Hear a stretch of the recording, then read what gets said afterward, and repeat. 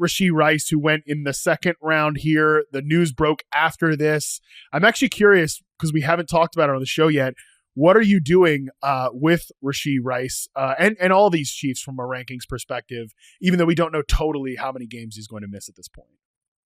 Yeah, so Worthy's getting the obvious bump up. I don't really love Hollywood Brown in terms of fantasy. I mean, a nice real life player, but I don't think he's really going to have the kind of impact that his name suggests. He's like a household name that really doesn't come through for fantasy.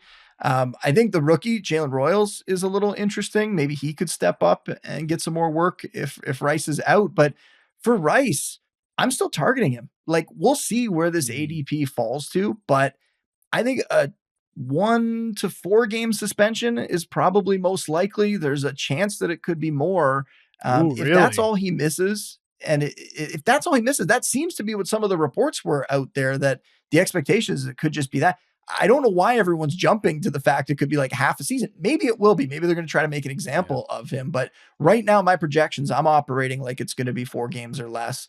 And if that's the case, he'll miss time early in the season when teams aren't on bye. So you'll have options to be able to fill the role.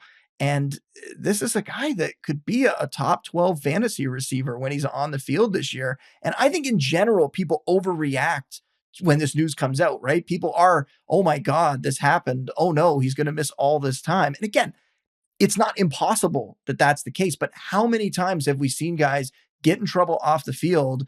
We all panic. Their ADP falls like crazy.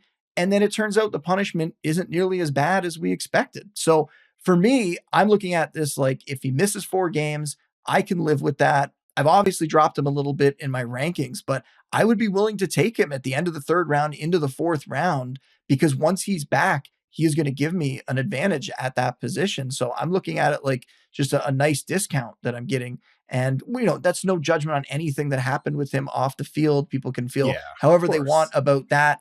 I'm just looking at it from what we think is the most likely thing that could happen here. And I think a 4-game suspension or less, to me, is the most likely thing. And again, we mentioned the last episode, Drew Davenport of Football Guys. He does a great job putting his stuff out there, the fantasy lawyer. People should be following him. Make sure you see what he's, I'm using his takes as well when I'm factoring this stuff in. But that's how I'm looking at it. And I think we could be getting a guy in Rice. You get him in the 4th, maybe 5th round. We'll see how far that ADP falls. Last year, before he got hurt, he was the wide receiver 5 in fantasy points per game. And I think the Chiefs have started to shift that offense towards him. I know they have some other pieces, but Travis Kelce is on the decline here. When Rice is healthy, he is going to be the number 1 receiver in that offense in my mind. So yeah, Worthy gets a bit of a bump up. Rice gets a bit of a bump down, but I am still taking Rice everywhere I can, and I'll just buy into that discount. Yeah, I think you'd regret it if you took him in the 2nd round, like what happened in this draft. But I was thinking more like 4 to 6 games, but I have no idea. We're totally guessing on this part. But I think he misses somewhere around it. Yeah, we're totally guessing, obviously. But I do think like a 4th round pick probably feels right for him. Guys that went in the 4th round here were Marvin Harrison Jr., DJ Moore, Mike Evans, Terry McLaurin, Tedder McMillan.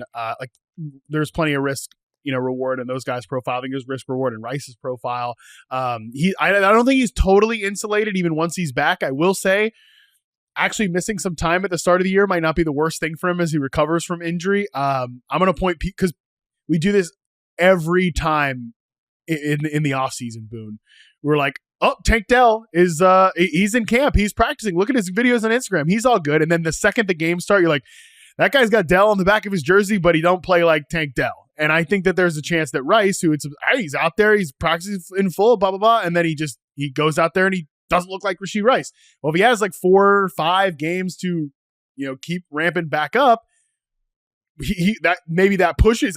We don't, again, this is stuff we're not qualified to talk about, human bodies and, health and all that stuff. But maybe there's a chance he's a little more rested and recovered. So he actually looks like himself once he gets playing, and you just didn't have to worry about playing him through the early season slump because he's just quite literally not available. I also do think there is some risk with Rice, though, that, hey, like Xavier Worthy takes a step forward.